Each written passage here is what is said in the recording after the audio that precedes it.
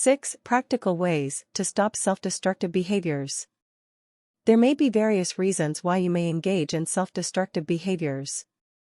It may be from low self-esteem, childhood trauma, depression, or other reasons.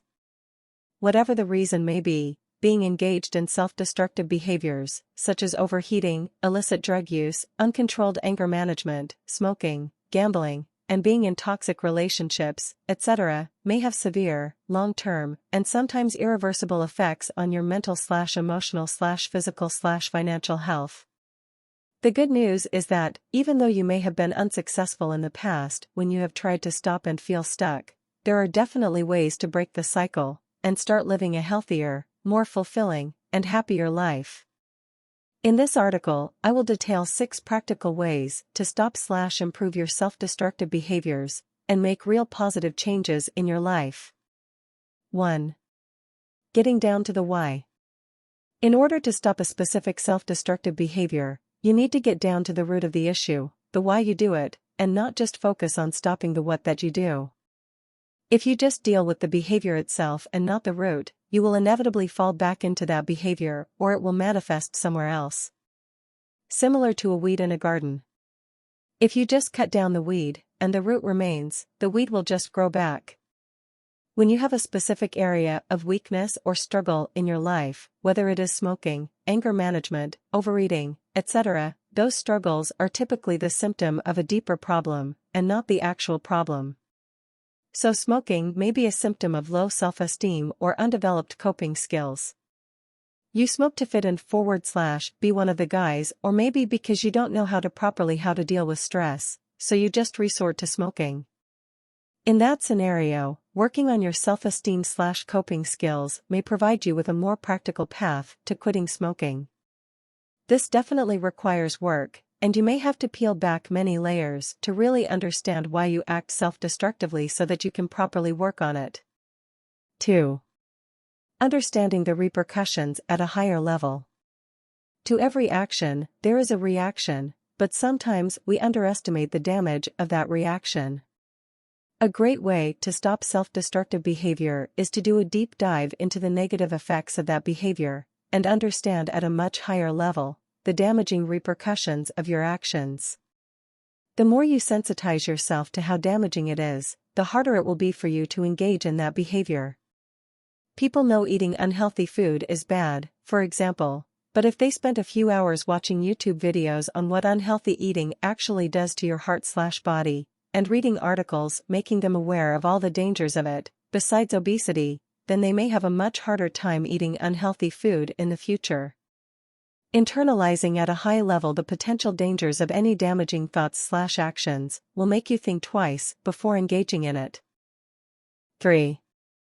Choose positive actions. Instead of choosing to stop the self-destructive behavior straight out, which may be very difficult, or even slowly trying to stop it, choose positive action that directly mitigates that behavior. For example, if you struggle with debilitating low self-esteem, instead of saying "I'm going to work on my self-esteem issues," do positive actions that actually make you feel better about yourself, like working out, quitting that job you hate, make up with that person you've been avoiding. This strategy works particularly well in the realm of physical health. If you want to stop smoking and/or stop overeating, for example, then choosing to eat healthier and exercise regularly can be a much more practical strategy than just saying "I'm quitting smoking" or "I'm stopping to eat unhealthy foods." The reason why this is such a powerful strategy is that positive actions build you up and give you feelings of success/accomplishment. Those feelings of success will build on themselves and motivate you to keep up the positive behaviors, and will not be a contradiction to the occasional cigarette/donut. If you just quit, then it will make you feel like you are fighting a constant battle of not engaging in that behavior, which can psychologically make stopping even harder. Additionally, whenever you have a moment of weakness, i.e. cigarette/donut, you will just feel like a hopeless, incapable loser, which may lead to even more negative thoughts and behaviors. 4. Setting small goals. Whenever setting a goal, it's best to set a big goal that will be the ultimate motivation, but you also need to set a bunch of mini goals that make reaching that big goal actually feasible. The main reason behind this is that really making significant positive changes can sometimes take time, and if we don't see results right away, which is usually the case, we may give up and never make the changes we want/need. For example, let's say you really want a six-pack. If you just start working out without a plan or structure, then after a couple of days or weeks, you'll just give up because you're not seeing results. A better way to pursue your six-pack would be to set up a one-year plan of gradually increasing daily, weekly, and monthly goals. By engaging in those smaller goals, you'll physically and mentally be empowering yourself to actually achieve that goal. You need the big goal to keep you motivated, and the small goals to make reaching that goal actually achievable. This strategy really works in all areas of life, and not just in improving yourself. 5. Fill your toolbox. If you've ever done a DIY/construction project, you know that if you have the appropriate and high-quality tools, then the job will be much easier, with better results. The same with self-improvement. There are amazing tools, ideas, strategies, actions, people, and products out there that we can utilize to help ourselves with our particular challenge. Unfortunately, we don't take the time to research or invest in them, depriving ourselves of a potential solution. This could mean hiring a therapist or mentor, buying self-help books on the topic you are struggling with, joining Facebook groups, reading blogs on the topic, and buying products that can help you, i.e. nicotine patches for a smoker, better exercise gear for someone who wants to lose weight. If you would spend some time researching the topic, as you are doing currently, you would be amazed at how many tools are available at your disposal. It's your job to actually fill up your toolbox. 6. Reprogram yourself. Like it or not, how you feel/act and deal with life and its challenges today is the product of many years of programming since you were a child. This programming may have come from your parents, your siblings, your friends, your teachers, and the media you exposed yourself to. It dictates all the thoughts and actions you engage in. It gives us our positive power, but unfortunately also drives the negative and self-destructive things we do.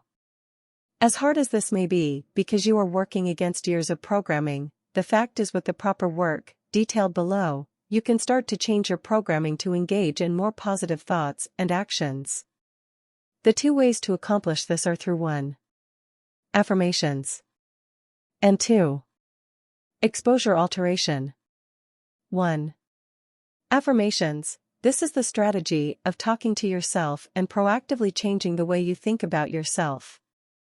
In order for this strategy to be effective, the affirmations need to be specific. Choose phrases that are directly opposed to the negative belief you have.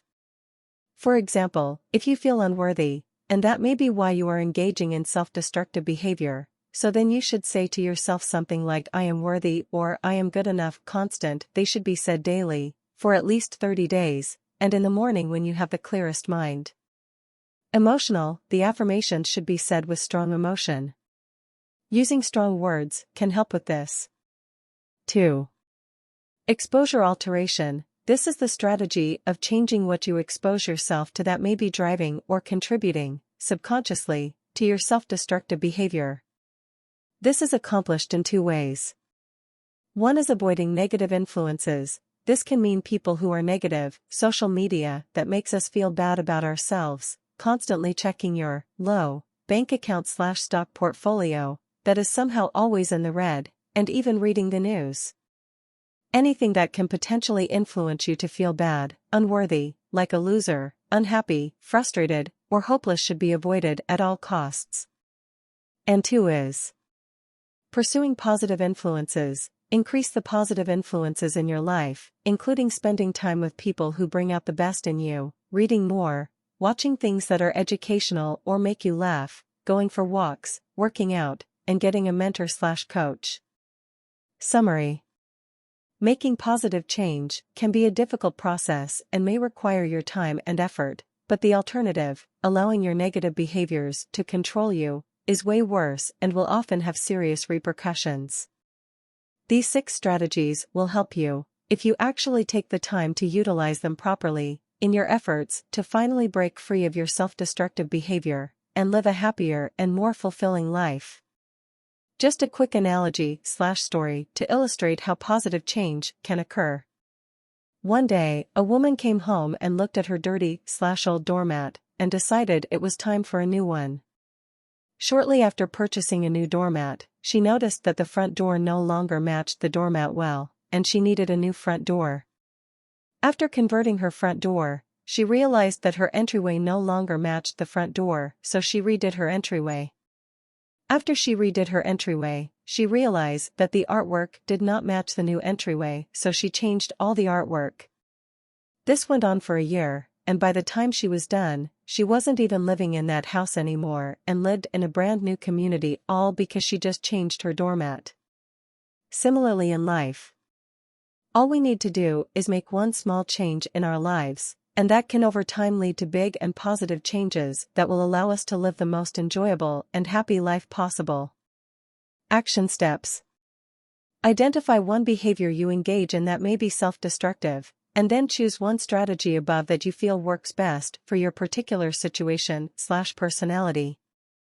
Try utilizing that strategy for 3 to 7 days and see if any positive progress is made. Good luck!